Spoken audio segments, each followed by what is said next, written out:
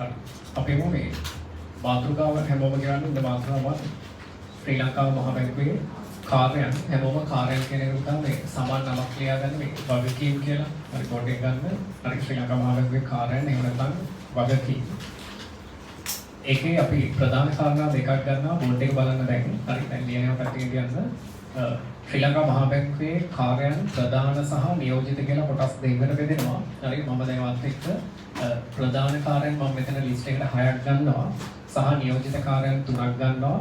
ඊට පස්සේ අලුත් මහ බැංකුව හරි අර පනතත් එක්ක තියෙන වියතිරේක අවස්ථා ටික කියන එක නිසා පොඩි සටහනක් දාගෙන යන්න කියලා මතක් කරනවා. රයිට්. එතකොට මේ හැමෝම දන්න පළවෙනි සිම්පල් තර්කයක් තියෙනවා.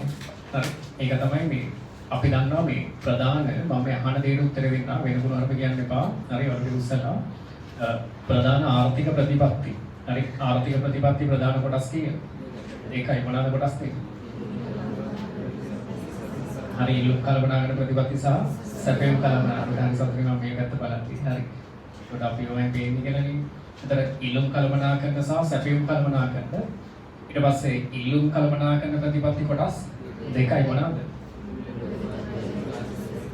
right මූල්‍ය ප්‍රතිපත්තිය සහ හරි ෆිස්කල් ප්‍රතිපත්තිය මෙහෙද හරි ලියමු ඊට පස්සේ එතකොට මේ මූල්‍ය සහ ෆිස්කල් ප්‍රතිපත්තිය ගත්තාට පස්සේ මූල්‍ය ප්‍රතිපත්තිය ක්‍රියාත්මක කිරීමේ වගකීම කාටද තියෙන්නේ ශ්‍රී ලංකා මහ බැංකුවට එනවා ආය අමුතෙන් පාඩම් කරන්න එපා ශ්‍රී ලංකා මහ බැංකුවේ ප්‍රධාන කාර්යය නැත්නම් ප්‍රධාන වගකීම තමයි අංක 1 මොකක්ද මූල්‍ය ප්‍රතිපත්තිය ක්‍රියාත්මක කිරීම කියන කාරණා ඒක නිසා මම මෙතන ලියනවා හරි පළවෙනි කාරණාව තමයි මූල්‍ය ප්‍රතිපත්තිය හරි ක්‍රියාත්මක කිරීම ඔයා උත්තර සටහනක් දාගන්න පුතා මූල්‍ය ප්‍රතිපත්තිය කියපුවා ඒකේ ප්‍රධාන විචලන කීයද දෙකයි මෙහෙම ලියන්න දැන් විචලන දෙක මුදලේ පිරිවැයයි හරි මුදලේ පිරිවැයයි ඊට පස්සේ ලියන්න මුදල් ප්‍රමාණය කියලා හරි MC එක ඇතුලේ ඒක පේපරේ ඔය වචනාවක් නැත්තම් හරි ඉර වෙන්න එපා මුදලේ පිරිවැය සහ හරි මුදල් ප්‍රමාණය කියන්නේ මුදල් සැපයීමට සමාන පතේ. හරිද? ඊට පස්සේ වැදගත්ම දෙවැනි කාර්යකාරීත්වය බලන්න විනිමය අනුපාත ප්‍රතිපත්තිය ක්‍රියාත්මක කිරීම. හරි. අපි දැන් ලියන දෙවැනි එක විනිමය අනුපාත ප්‍රතිපත්තිය ක්‍රියාත්මක කිරීම. හරි. ෂෝට් නෝට් එකක් තමයි දාන්න එපා. විනිමය අනුපාත ප්‍රතිපත්තිය ක්‍රියාත්මක කිරීම. මේ කතාව පොඩ්ඩක් තේරුම් ගන්න. මේක නවීන පාඩම වෙනවා. ආදන්න අපිට විනිමය අනුපාතයක් තීරණය වෙන්නේ හැමතිස්සෙම මේක සිද්ධියංක 2 කතා කරා. හරි විනිමය අනුපාතයක් තීරණය වෙන්නේ හැමතිස්සෙම වෙළඳපළ ඇතුලේ විනිමය ඉල්ලුම සහ විනිමය සැපයීමට අනුව. හරි එතකොට ලංකාවට විනිමය සපයන ප්‍රධානතම ආකාරයක් තමයි මොනවාද? සල්ලි ටික ඩොලර්ස් ටික එන්නේ මොනවලද? හරි අපනයන. හරි ඊට පස්සේ සංචාරක ඊට පස්සේ විදේශ ශ්‍රමිකයන්ගේ ප්‍රේෂණ හරි කියන මෙන්න මේ ප්‍රධාන කාරණා ටික. හරි මම කාරණා තුනක් කිව්වා. උපනයන හරි විදේශ ශ්‍රමිකයන්ගේ ප්‍රේෂණ හරි සංචාරක සහ අතිරේක දෙයක් ලියා ගන්න 10 වෙනි පාඩම වෙනවා ඍජු ආයෝජන. right ඍජු ආයෝජන වලින් තමයි විදේශ විනිමය ආර්ථිකයට ගලාගෙන එන්නේ. ඊට පස්සේ විදේශ විනිමය ආර්ථිකයෙන් ගලාගෙන යන ප්‍රධානතම ආකාරයක් තමයි මොනවාද? ආනයන සඳහා අපනයන වලින් එනවා නම් ආනයන වලින් ගලාගෙන යනවා එන විදේශ විනිමය ඉල්ලුමක් බිහිවෙන එකක් ආනයන අනිත් ප්‍රධානතම ලංකාවේ සංරචක තමයි ණය ගෙවීම සඳහා හරි ණය ගෙවන ඔන්න ඔය විදේශ විනිමය ඉල්ලුමයි සැපයුමයි මත තමයි පුතා තීරණය වෙනවද විදේශ විනිමය අනුපාතය එතකොට මේකේ හරි මේ කාර්ය ඇතුලේ තියෙන මහ බැංකුවේ කාර්යය පොඩ්ඩක් තේරුම් ගන්න හරි ඔය විනිමය අනුපාත හරි අනුපාත ප්‍රතිපත්තිය ක්‍රියාත්මක කිරීම කියන්නේ පුතා හරි විනිමය අනුපාතය මහ බැංකුව ක්‍රියාත්මක කරන්න බලාපොරොත්තු වෙන්නේ ඔයාම කියන්නේ මහ බැංකුවක් කැමති විනිමය අනුපාතයේ අධික උච්චාවචන වලටද සුළු උච්චාවචන වලට සුළු උච්චාව එහෙනම් මේ ප්‍රධාන කාර්යය තුළ ගැප් වෙලා තියෙන්නේ අර සුළු උච්චාවචන සහිත විනිමය අනුපාතික ක්‍රමයක් ක්‍රියාත්මක වීමක් තමයි මෙතන ගැප් වෙලා තියෙන්නේ. හරි ඒ නිසා ඒ කාරණාව පොඩ්ඩක් තේරුම් ගන්න. ඊට පස්සේ තුන්වෙනි කාරණාව නිල විදේශ සංචිත කළමනාකරණය කියන මාර වැදගත්. හරි තුන්වෙනි එක හරි නිල විදේශ සංචිත කළමනාකරණය මට පොඩ්ඩක් කියන්න මේ ඔයාට එවපු නෝට් එකේ මම මේකට ඊතල දෙයක් දාලා ලියවලා තියෙනවා. හරි. රයිට්. එහෙනම් මේ මහ බැංකුව ළඟ නිල විදේශ සංචිතයක් තියෙන පුතා කාරණා දෙකක් හරි සාක්ෂාත් කරගන්න මූලිකව.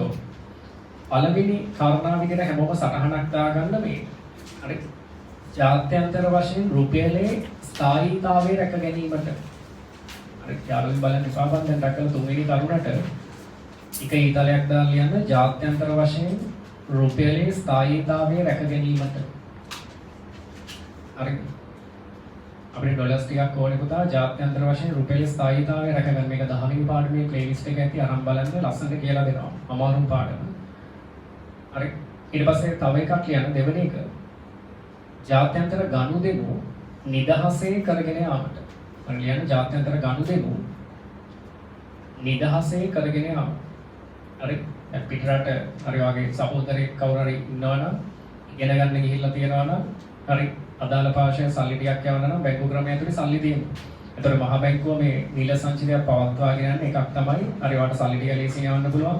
පිටරටින් බාණ්ඩ ආනයනය කරන්න පුළුවන්. හරි ආදී වශයෙන් ජාත්‍යන්තර ගනුදෙනු නිදහසේ පවත්වාගෙන යාම. හරි right ඊට පස්සේ මේ ලංකාවේ මේ වෙනකොට මේ නිල සංචිතේ තියන් යන මේ ව්‍යවහාර මුදල් කීපයක් තියෙනවා. එක්සත් ජනපද ඩොලර් පොඩ්ඩක් ලියා ගන්න. හරි එක්සත් ජනපද ඩොලර් ඊට පස්සේ යුරෝ හරි යුරෝ ස්ටර්ලින් පවුන්ඩ් ඊට පස්සේ යෙන් හරි ඊට පස්සේ ඕස්ට්‍රේලියානු ඩොලර් හයවෙනි එක චීන යුවාන් හරි චීන යුවාන් රයිට් කාරණා හයක් කිව්වා ලංකාවේ මහා බැංකුව මේ වෙනකොට නිල සංචිතේ තියාගෙන යන්න ඕන ඔය විදේශ ව්‍යවහාර මුදල් වලින් හරි ඊට පස්සේ හතරවෙනි කාරණා පුතා මේක අපි කලින් කතා කරා අර දෙවනි අරමුණත් එක්ක මූල්‍ය පද්ධති අධීක්ෂණය හරි මූල්‍ය පද්ධති අධීක්ෂණය යමෝම කියන්නේ මේ මූල්‍ය පද්ධති අධීක්ෂණය කියන්නේ මොනවාද මේ මූල්‍ය පද්ධතිය ඇතුලේ තිබ්බේ හරි එතකොට මුලින්ම හිටපු ප්‍රධානතම එක්කෙනා තමයි කවුද ශ්‍රී ලංකා මහා බැංකුව ඊට අතිරේකව මූල්‍ය උපකරණ මූල්‍ය අටදල පහසුකම් මූල්‍ය ආයතන නියාමන ආයතන වෙනත් ආයතන කියලා තිබ්බා. එතකොට මෙන්න මේ ටික අධීක්ෂණයක් මහා බැංකුවේ ප්‍රධාන හරි කාර්යභාරයක් ගණයට වැටෙනවා. ඊට පස්සේ පස්වෙනි එක හරි බැංකු මුදල් සමාගම් විශේෂිත කල්බඳු මූල්‍ය කරන සමාගම් සහ රජයේ සුරකම්පත් පිළිබඳ කටයුතු වල නියැලී සිටින අර ප්‍රාථමික වෙළඳුන්ට මොනා කරන එකද? බලපත්‍ර ලබා දීම නියාමනය සහ අධීක්ෂණ. හරි මම මෙතන කෙටියෙන් ලියන්නේ ඒක නිසා හරි අපි මේ පොයින්ට් එක නැතුව තව ලස්සන පොයින්ට් එකක් වෙන පස්වෙනි එකට මම ඒක ගන්නම්. හරි බලපත්‍ර ලබා දීම නියාමන අධීක්ෂණය. ඊට පස්සේ 6 වෙනි කාරණා වැදගත්ම දේ. ඔයාමම පාවිච්චි කරන මොනවාද?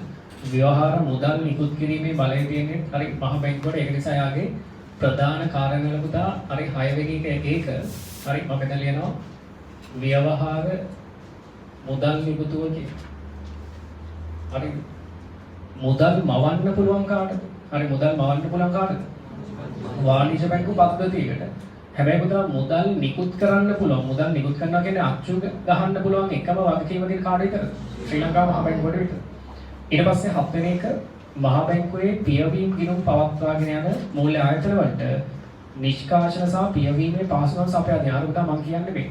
දැන් ව්‍යවස්ථාපිත හැමෝම සම්බන්ධ වෙන්න ව්‍යවස්ථාපිත සංචිත අනුපාතික අපි නැත්නම් ඒකත් තවත් ලේසියක් ගමු සුරකුම්පත් කතාවට ගමු මම ලේසි වචන කියන්නේ මහා බැංකුව කියන මම ඔයා කියන වාණිජ බැංකුවට ඔන්න සුරකුම්පත් අලෙවි කරනවා ඩබල් එන්ට්‍රි මොකක්ද ඔයාගේ පැත්තෙන් කියන්නේ ඔයාට සුරකුම්පත් අලෙවි කරනවා කියන්නේ සුරකුම්පත් කියන වත්කම වැඩි වෙනවා සංචිත කියන වත්කම අඩු වෙනවා එතන මහා බැංකුව කියන මම ඔයා ළඟට ඇවිල්ලා සල්ලි ඉල්ලනවා නැහැ ඔයාගේ අර ගිණුමක් තියෙනවා පියවීමේ ගිණුමක් තියෙනවා ළඟ මංගාව ඒ account එකේ සල්ලි ටික ටක් ගාලා අඩු කරගන්න මොකද්ද ඒ account එකේ නම මොනවාද එතන තියෙන්නේ ව්‍යවස්ථාපිත සංචිත අන්නේ ගිණුම් ටික තියාගෙන යන්නේ කොහෙද මහා බැංකුව ඇතුලේ හරි ඊට පස්සේ පුතා හරි 8 වෙනි එක ආර්ථික දත්ත සම්පාදනය. එතන මූලිකවම මේ දැන් මහා බැංකුව වාර්තා මම කියලා දෙන්නේ දැන් අලුතෙන් පොත් දෙකයි එන්නේ. හරි බුක් ෂොප් වලට පොත් ඇවිල්ලා තිනවා ගන්න කියලා. හරි. එතකොට ඒකේ අර මුදල් අංශය ගැන, මූලික අංශය ගැන, සේවා නියුක්තිය ගැන විවිධ අංශ ගැන දත්තයන් ටික මහා බැංකුවේ ප්‍රධාන කාරණා ඇතුළේ තියෙනවා. ඒක නිසා මම මෙතන ලියනවා මේ 6 වෙනි එක ආර්ථික දත්ත සම්පාදනය කියලා. හරි ආර්ථික දත්ත සම්පාදනය හරි ඒක අතිරේකව පුතා හරි රජයේ හා එහි නියෝජිතයන්ගේ බැංකුගත ලෙස කටයුතු කිරීම ආදී කාරණා කීපයක් අරන් දෙනවා අර මූලික කාරණා පහක් විතර මතක තියාගන්න ඊට පස්සේ නියෝජිත කාර්යන් වලට එමු. ඒකේ පළවෙනි එක හරි රාජ්‍ය ණය කළමනාකරණය. හරි ඒකේ පළවෙනි එක මම ලියනවා. ඒතර මම මෙතන 7 කියලා දාලා ලියනවා. නැත්නම් අපි අර අංක වලින් ආව නම් හරි මේක 10. රාජ්‍ය ණය කළමනාකරණය. හරි ඒක ඇතුලේ මම ඔයාලට පොයින්ට්ස් දෙකක් දීලා තියෙනවා. හැමෝම ලියලා තියෙනවද? ණය නිකුත් කිරීම සහ ණය සේවා කරන. සේවා කරන කියන වචනේ දැන් රාජාර්ථයේ ඩියුටියත් එක්ක ඔයාලට ෆැමිලිය වෙයි. සේවා කරන කියන්නේ ගෙවීම කියන එක. හැබැයි මේක පොඩි හරි කේස් එකක් තියෙනවා මේ අලුත් මහ බැංකුවේ පනතත් එක්ක හරි මම කියන දේ හොඳට තේරුම් ගන්න. මෙන්න මේ නියෝජිත කාර්යයට සීමා පැනවීමක් තියෙනවා. හරිද? ඒකේ මහ බැංකුව විසින් මම කියන එක මහ බැංකුව විසින් ඍජුව හෝ වක්‍රව ආණ්ඩුව හෝ ආණ්ඩුවට අයිති යම් පොදු අධිකාරියක් වෙත ණය ප්‍රදානය නොකළ යුතුයි කියලා දැන් රූල් එකක් ඇවිල්ලා තියෙනවා. හරි? එතකොට හරි දැන් මහ බැංකුවට බෑ රජය හෝ රාජ්‍ය අධිකාරී බලය යටතේ තියෙන වෙන ආයතනයකට ඍජුව හෝ වක්‍රව හරි මුදල් ලබා දීමේ හරි අයිතිය මේකෙන් අයින් වෙලා තියෙනවා. ඒක වෙන විදිහකට තමයි වෙන්නේ. ඒක අපි රාජ්‍ය ආර්ථිකය ඇතුලේ වෙනම කතා කරමු. හරි ඒ නිසා පොඩි අදහසක් තියාගන්න ඕන මේ අලුත් පනත ඇතුලේ ඇවිල්ලා තියෙන සංශෝධනය. ඊට පස්සේ 11 වෙනි පුතා විදේශ විනිමය කළමනාකරණය. හරි 11 විදේශ විනිමය කළමනාකරණය. හරි විදේශ විනිමය කළමනාකරනවා ගන්න මේ විදේශ විනිමය හරි පනතක් තියෙනවා. එතකොට මේ විදේශ විනිමය පනතට ප්‍රකාරව විදේශ විනිමය හරි කළමනාකරණය කිරීමේ වගකීමක් තියෙන කාටද? ශ්‍රී ලංකා මහ බැංකුවේ නියෝජිත කාර්යයන් ගණයට තමයි වැටෙන්නේ. හරි ඊට පස්සේ 12 වෙනි එක ලස්සන එකක් අරමුදල් හැමෝම කියන්නේ 12 වෙනි වන්ද අරමුදල් කළමනාකරණය හා right මයික මෙතෙන්ද ගන්නවා. හරි අරමුදල් කළමනාකරණයයි සේවක අර්ථසාධක අරමුදලේ බාරකරු විදිහට කටයුතු කරන එක. මාර වැදගත් පොයින්ට් එකක් පුතා. හරි ලංකාවේ මේ වෙනකොට තියෙන විශාලතම හරි විශ්‍රාම අරමුදල තමයි මොකක්ද? හරි සේවක අර්ථසාධක අරමුදල. හරි එතකොට මේකේ ගිණුම් ටික පවත්වාගෙන යන එක සමාජිකයන් අලුත් ගිණුම් ආරම්භ කරන එක හරි ඊට පස්සේ එතනින් එහාට හරි මේ ගිණුම් වල තියෙනවා නම් අතිරික්ත ශේෂයක් ඒක ආයෝජනය කිරීමේ වගකීම හරි ඊට පස්සේ ඒකට පොලියක් එකතු කරන එක මේ හැමදේම කරන්නේ අදාළ හරි ගිණුම් හිමියන් වෙන්නේ මම හිතන්නේ ඔයගොල්ලන්ගේ හරි බහුතරයක් අම්මල තාත්තලන්ට සේවක අර්ථසාධක අරමුදලේ හරි සමාජිකයෝ බවට පත් වෙලා ඇති. එතකොට ඒගොල්ලෝ වෙනුවෙන් කටයුතු කිරීමේ වගකීම දෙන කාටද? හරි ශ්‍රී ලංකා මහ බැංකුව. හරි.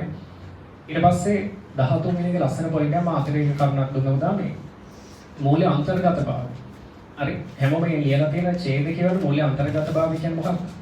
යා මූල්‍ය වෙනස්කර සංවර්ධනයේ තුලින් විවිධ ජනපදවලට මූල්‍ය පද්ධතිය තුළ ඉහළ සහභාගීත්වයක් ඇති කිරීම. හරි. එතකොට මෙතන වෙන්නේ මෙන්න මෙහෙම දෙයක්. දැන් අර ග්‍රාමීය පරිසරයට ගියාම මට කියන්නේ බැංකු පුරුදු නාගරික පරිසරය තරම් තියෙනවා. නැහැනේ. එහෙනම් මූල්‍ය අන්තර්ගතභාවය කියන්නේ මොකක්ද මේ? ඔය මේ හරි අවිධිමත් විදියට ඉන්නේ උංග විධිමත් ක්‍රමයට තල්ලු කරන එක. මම මෙහෙම කිව්වොත් අර අවිධිමත් මූල්‍ය පද්ධතිය තුලින් විධිමත් මූල්‍ය පද්ධතියක් කරා මිනිසුන්ව පෙළඹවීමට තමයි කියන්නේ මොකද්ද? මූල්‍ය අන්තර්ගතභාවය. මම මේවා කියන්නේ වෙන මුකුත් හින්දා නෙමෙයි. ඔයාගේ MCQ 50 තුලින් මූල්‍ය අන්තර්ගතභාවය යනු කියලා ඒකේ නිර්වචන ටික උත්තර 5ක් එන්න පුළුවන්. හරි උත්තර 5 තිබිලත් ඔයාලට ඉලක්ක ගන්න බැරි වෙනකොට මේකේ අදහසක් දන්නේ නැත්නම්. හරි මූල්‍ය අන්තර්ගතභාවය කියන්නේ. එහෙනම් මූල්‍ය අන්තර්ගතභාවය කියන්නේ හරි අර අවිධිමත් මූල්‍ය පද්ධතියක් ඇතුලේ ඉන්න ජන කොටස් විධිමත් මූල්‍ය පද්ධතියකට අනුගත කිරීමක් තමයි මෙතනින් බලාපොරොත්තු වෙන්නේ. ඒ කියන්නේ බැංකු ශාඛා රට පුරා ව්‍යාප්ත කරන එක. හරි බැංකු වලින් පහසුකම් පුළුවන් තරම් මිනිසුන්ට තේරෙන විදිහට මිනිසුන්ට ළඟා කරන එක. හරි මෙන්න මේ කාරණා ටික. right. ඊට පස්සේ 14 වෙනි එක. හරි. ලස්සන පොයින්ට් එකක්. මූල්‍ය විශුද්ධීකරණය හා ත්‍රස්තවාදයට මුදල් සැපීම වැළැක්වීම හඳුනා ගැනීම පරීක්ෂා කිරීම හා නීතිය හමුවට ගැනීම සඳහා මූල්‍ය බුද්ධි සේවා සමිතිය ඔය ගොඩක් ත්‍රස්තවාදී ක්‍රියා. හරි ඊට පස්සේ හරි ඔය වෙනත් ආකාරයේ නීති විරෝධී හරි බාණ්ඩ හරි ජාවා හරි අතුසන් එපා. හරි එතකොට ඒ වගේ දේවල් හරි ඩ්‍රග්ස් හරි ඩීලර්ස්ලා කීප දෙනෙක් ඉන්නවා. හොඳයි.